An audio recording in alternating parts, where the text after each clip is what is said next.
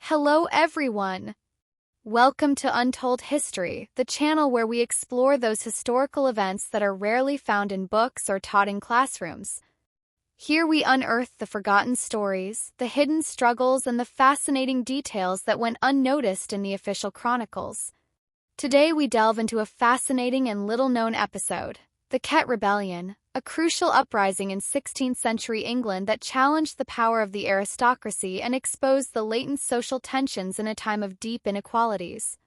This conflict, which broke out in 1549, is fundamental to understanding the social and political struggles that decisively influenced the history of England. Join us on this journey into the past to discover how a peasant revolt almost put the English nobility in check. The Kett Rebellion began in the county of Norfolk in the east of England, led by a man who at first did not seem destined to go down in history, Robert Kett, a local farmer and merchant of some success. However, in the midst of a context of great social and economic discontent, Kett became the visible face of a struggle that went far beyond his person.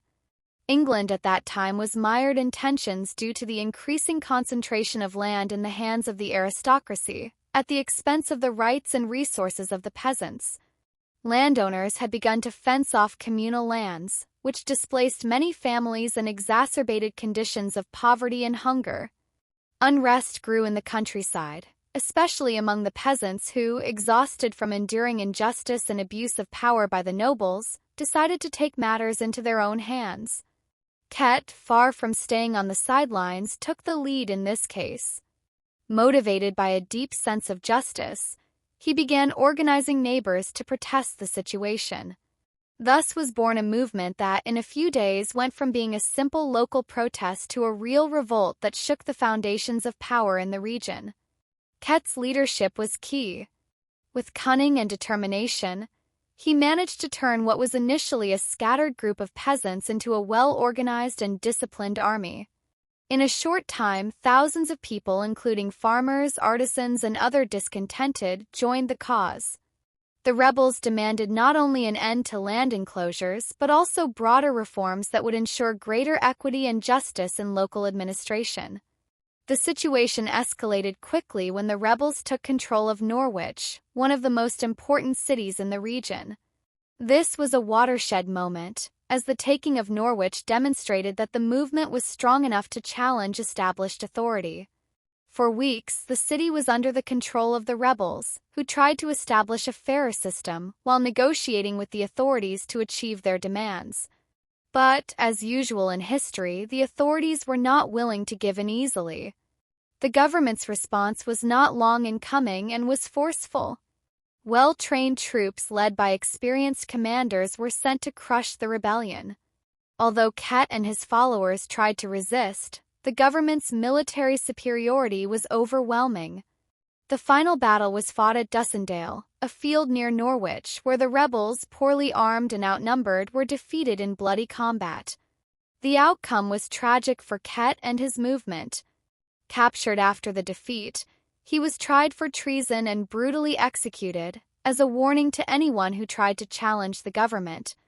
The repression that followed was relentless. Many of their followers were imprisoned or executed, and the reforms they had fought for were forgotten at least for a while. However, the impact of this rebellion cannot be underestimated. Although the rebels failed to change the social structure at the time, their uprising left an indelible mark. Showed that popular discontent had the potential to shake up the status quo, and that even the humblest could organize to confront the powerful. This event was also a warning to the ruling elite about the fragility of the social order when the demands of the lower classes are ignored. As we explore more details about the Kett Rebellion, it's worth delving into how the rebels managed to maintain control of Norwich for several weeks. That time, they set up camp on Mousehold Heath, a strategic hill from which they could dominate the city and coordinate their actions. From there, Kett and his council of leaders attempted to organize an alternative system of government. Instead of resorting to chaos and indiscriminate violence, the rebels strove to maintain order and administer justice in the territories under their control. They created a kind of people's court where they judged abuses committed by landowners and local authorities. This attempt to create a more equitable, if short-lived, system reflects the seriousness with which the rebels confronted their cause and their desire to change society. Another interesting aspect is how the rebellion attracted people from different social sectors. Although peasants and small farmers made up the majority, urban artisans, merchants, and some clergymen also joined. This reveals that the unrest was not limited to the countryside. Cities were also experiencing strains due to growing inequality and economic pressure. Kett's rebellion became a symbol of a broader struggle, uniting people from diverse walks of life who shared a common goal: to challenge the dominance of a privileged class that had monopolized power and resources. The international context also played a role in how the English government handled the situation. In 1549, England was in a vulnerable position.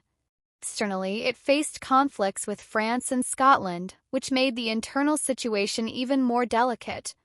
This rebellion was not the only uprising of that year.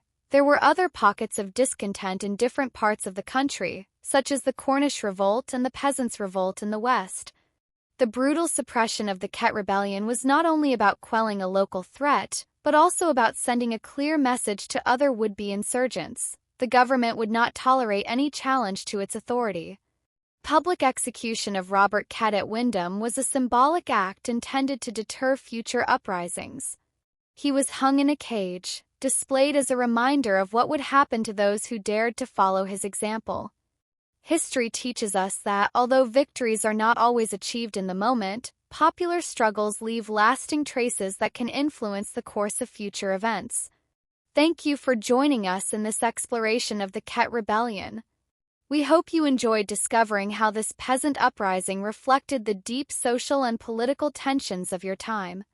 Don't forget to leave your comment and share this video if you found it interesting. If you want to continue exploring the hidden corners of the story, don't forget to subscribe to the channel and activate the bell to stay up to date with all our upcoming episodes. See you in the next installment of Untold History.